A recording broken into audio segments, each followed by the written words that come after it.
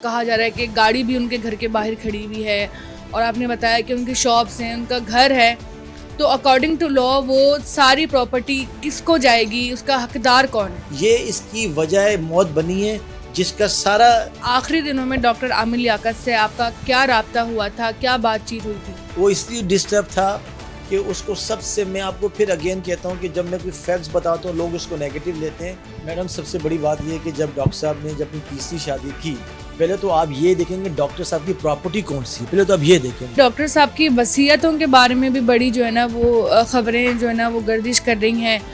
2-3 तरह की वसीयतें उनकी बता दी गई हैं सोशल मीडिया पे। उनकी कोई वसीयत है जो वाकई में उन्होंने करी भी है?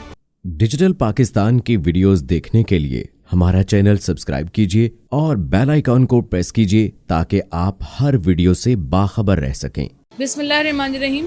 डिजिटल पाकिस्तान के साथ मैं हूं महमजरा। नाज़रीन, इस वक्त मैं एडवोकेट जमशेद काजी के ऑफिस में मौजूद हूं जो कि आमिर लियाकत साहब के लीगल मामला देख रहे हैं, क्योंकि आमिर लियाकत की इस वक्त प्रॉपर्टी के ऊपर काफ़ी इश्यूज़ देखने में आ रहे हैं। काफ़ी वसीयतें इनकी निकल के आ गई हैं।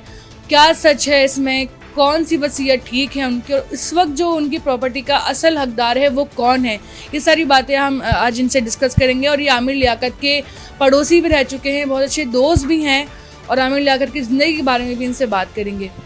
सर जी, बताइएगा कि आप डॉक्टर साहब को कितने अर्से से जानते हैं? मैं डॉक्टर साहब को 5-6 साल से जानता हूँ, क्योंकि मैं 5-6 साल पहले यहाँ पर शिफ्ट हुआ हूँ, तो मैं इनको इतने अरसे से जानता हूँ। और माशाल्लाह इस अरसे में मैंने डॉक्टर साहब को बड़ा अच्छा पाया, और कोई भी उनकी लीगल इश्यूज़ होते थे वो मोस्टली मुझसे डिस्कस करते थे।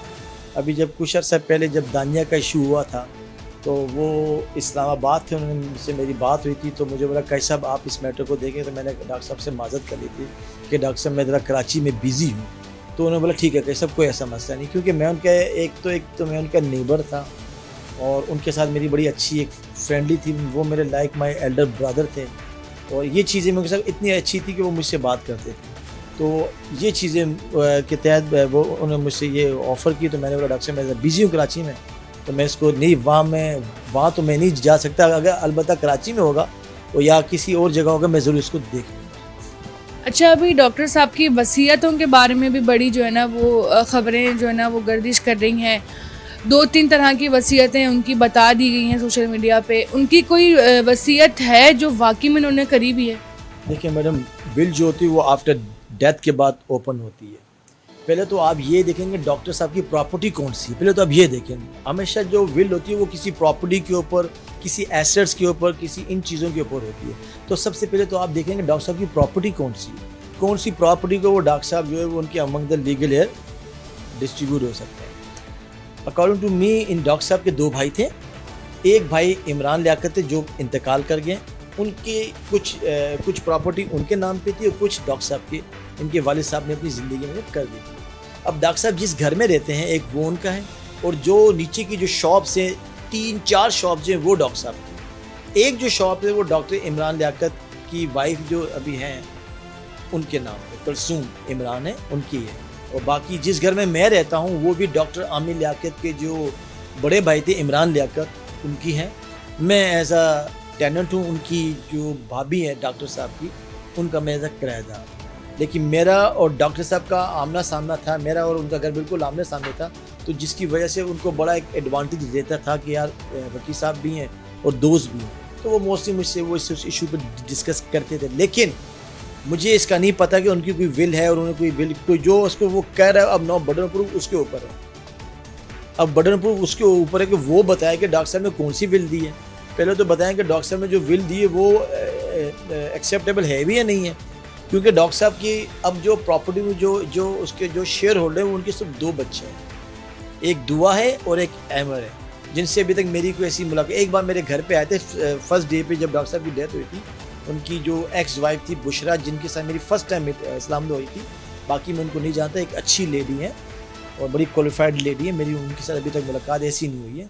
बस वो मेरे घर पे आए थे, क्योंकि वो उस टाइम मेरे घर में भी रेनोवेशन हो रही थी, तो वो उस टाइम आए थे। और बाकी जो मुझे अभी पता चला है कि वो जो दानिया है वो भी कुछ क्लेम कर रही है, लेकिन अकॉर्डिंग टू मी के वो कहती है कि डॉक्टर साहब ने मुझे दोबारा रीजॉइन हम करना चाहते थे, तो मेरा कहने का मकसद है उसने ये पलसा इसलिए चेंज किया कि किसी भी काम के लिए पहले बंदा माइंड बनाता है, फिर वो एक्ट करता है। उसने वो एक्ट किया, उसने सूट फॉर डिसीजन ऑफ मेरी बाय वे ऑफ खुला फाइल किया, उसमें कुछ उसने क्लेम किया। लेकिन अब डॉक्टर साहब जब एग्जिस्ट नहीं करते, he is no more with us, तो वो सूट इन्फेक्शियस हो गया। अब अगर डॉक्टर साहब यहाँ पर सूट फॉर कंजुगल राइट या हक ज़ौजियत का फाइल करते तो कोई बात समझ आती। इसका मतलब है कि डॉक्टर साहब उनको चाहते हैं कि वो दोबारा आ जाए, हक ज़ौजियत पे करें।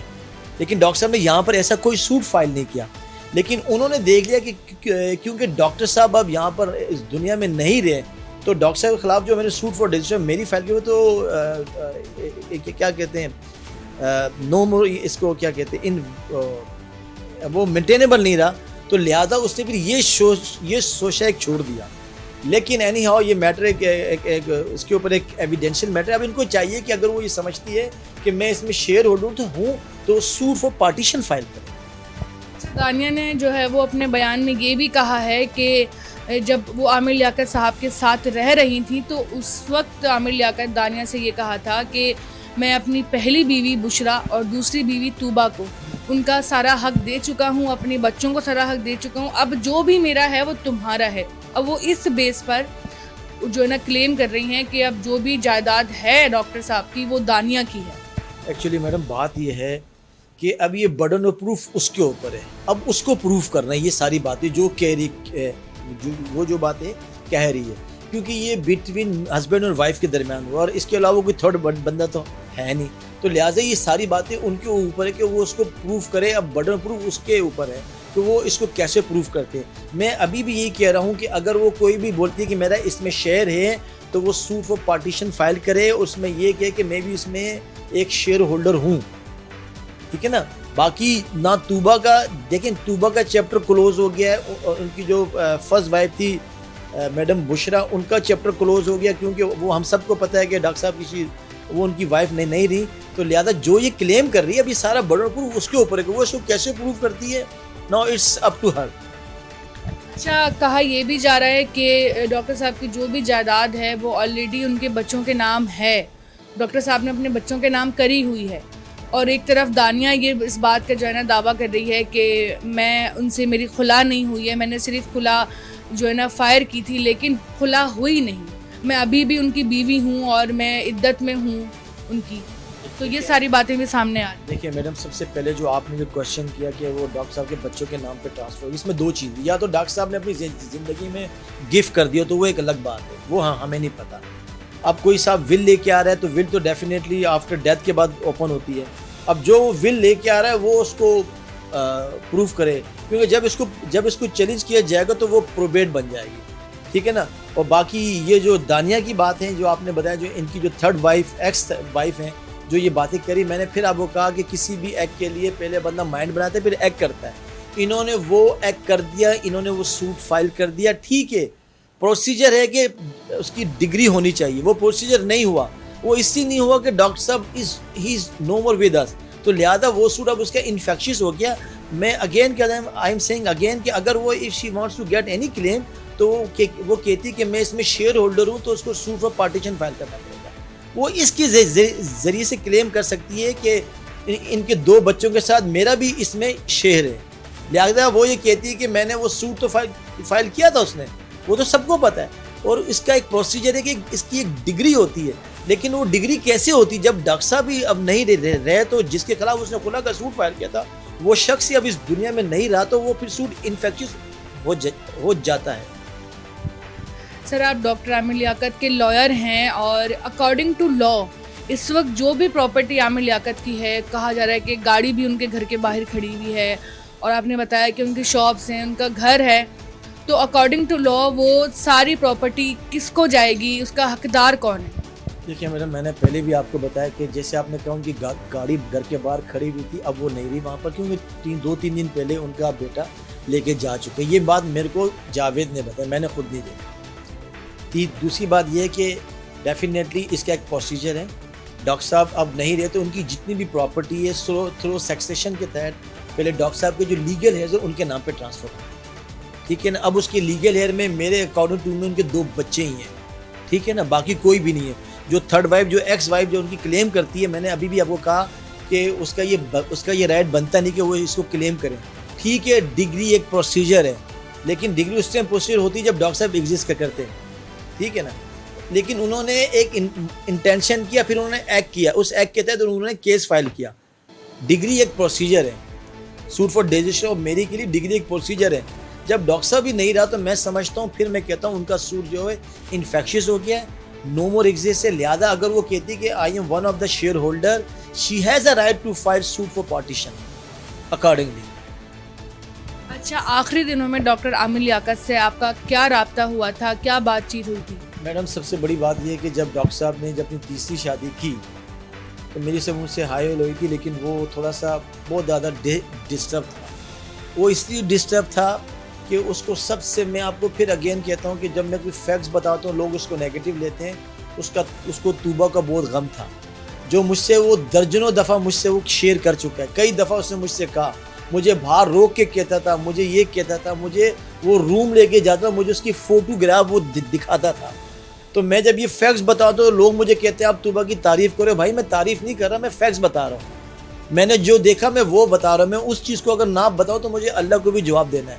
आपने मुझसे क्वेश्चन पूछा, मैं उसके बारे में ये बता रहा हूँ कि मैंने जितना उसको पाया, बहुत अच्छी फैमिली की अच्छी बंदी है, बहुत ग्रेट लेडी है, और उसके साथ हमें मेरी 3-4 दफ़ों से हायल हुई है और बहुत रीज़नेबल थी। वो सिर्फ कुछ आपस में इनकी मिसअंडरस्टैंडिंग होगी, लेकिन ऐसी कोई बात नहीं थी। लेकिन उस लड़की ने 2-2.5 साल डॉक्टर साहब के साथ अपना वक्त गुजारा। उस 2-2.5 सालों में जितनी दफ़ा ये मेरी उससे मुलाकात हुई, बहुत अच्छी रही, बड़ी पॉजिटिव रही। और इवन तो एक दफ़ा उसने मेरा दरवाज़ा खटका के मुझे घर से बाहर भी बुलाया और एक केस के ऊपर मुझसे डिस्कस करी, इसकी प्रॉपर्टी के केस के ऊपर जो कुछ इशू था, इसके ऊपर मुझसे डिस्कस करी। बस ये थी, एक बड़ी रीज़नेबल लड़की है और अच्छी फैमिली बैकग्राउंड से। जब ये दानिया शाह की तरफ से, दानिया शाह तो उसको आमिर लियाकत ने ही इसको शाह के साथ नाम के साथ लगाया था। दानिया जो उनकी थर्ड वाइफ है, जब उसकी तरफ से ये सारे मामलात हुए, जो वीडियोज़ आमिर लियाकत साहब की वायरल की गई गलत तरह की, और उनके ख़िलाफ़ उल्टी सीधी बातें करना, उन पे 10 तरह के इल्ज़ामात लगाना, ये सारा मामला जब हुआ तो उसके बाद क्या आपके डॉक्टर साहब से कोई बातचीत या कोई रब्ता हुआ था?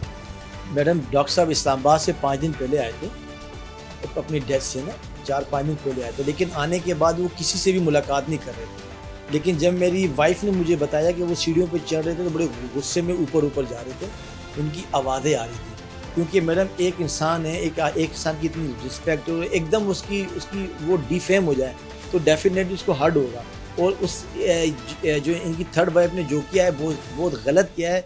मैं कहता हूँ कि इसके ख़िलाफ़ कोई भी डेफेमेशन का कोई भी केस फाइल कर सकता है, क्योंकि डॉक्टर साहब के चाहने वाले हैं, क्योंकि बहुत से लोग हैं। इनकी फैमिली भी फाइल कर सकती है, इनके बच्चे भी फाइल कर सकते हैं कि इन्होंने इस तरीके से डॉक्टर साहब को इनकी रेपुटेशन को लूज़ हुई है, इसी वजह से लूज़ हुई है। और ओपनली आपने उनके कमरे के अंदर की फ़ोटो दिखा दी। ये अगेंस्ट टू प्रिंसिपल है, अगेंस्ट टू ह्यूमैनिटीज़ है, अगेंस्ट टू लॉ है कि आपने किसी के व्हाटएवर वो जो भी कुछ कहता अपने घर के अंदर था, ये इसका फंडामेंटल राइट था, और आपने उसके घर के सीक्रेट आपने शेयर कर दिए। ये इसकी वजह मौत बनी है, जिसका सारा जो है वो अगेंस्ट इस लड़की के ख़िलाफ़ जाता है। अब उसकी फैमिली के ऊपर है कि वो उसके ख़िलाफ़ क्या एक्शन लेते हैं। ये उनकी फैमिली के ऊपर, जो डॉक्टर साहब के बच्चे हैं। आपने बताया था कि डॉक्टर आमिर लियाकत ने आपको भी कुछ गिफ्ट्स वगैरह दिए थे। मुझे ये डॉक्टर साहब ने ये 2 लाइट से मुझे गिफ्ट दी थी। मेरे ऑफिस में आना चाहते थे, लेकिन ज़िंदगी ने उनको साथ नहीं दिया और मुझसे हमेशा कहते थे कि वकील साहब मैं आपके ऑफिस आऊँगा। तो मैं भी उनको बार बार नहीं बोलता। मैंने फिर एक दो दफ़ा उसने मुझसे कहा वकील साहब मैं कल चलूँगा। तो फिर जब मैंने पता किया तो वो सो रहे थे। तो मुझे जावेद ने बताया, क्योंकि मैं जब कोर्ट की तरफ सुबह की निकलता था तो वो मुझे कहता था कि वकील साहब डॉक्टर साहब सो रहे हैं। तो मैंने उनको कभी ऐसा कहा भी नहीं। फिर मेरे को एक बार उन्होंने फ़ोन करके कहा वकील साहब मैं आपके ऑफिस नहीं आ सका, तो मैं माजरत। मैंने कहा डॉक्टर साहब ऐसी कोई बात नहीं, आप हमारे भाई हैं बड़े, कोई ऐसी बात नहीं। तो क्योंकि वो एक नेबर होने के नाते उन्होंने मुझसे ये कहा था, और कुछ चीज़ों में मुझसे वो बिल्कुल लीगल ओपिनियन वो मुझसे लेते थे। और दानिया के केस में भी उन्होंने मुझसे लिया था, जिसमें मैंने उसे एक्सक्यूज़ किया था कि डॉक्टर साहब मैं भावलपुर नहीं जा सकता, मैं यहाँ पर मैं ज़रा बिजी हूँ कराची।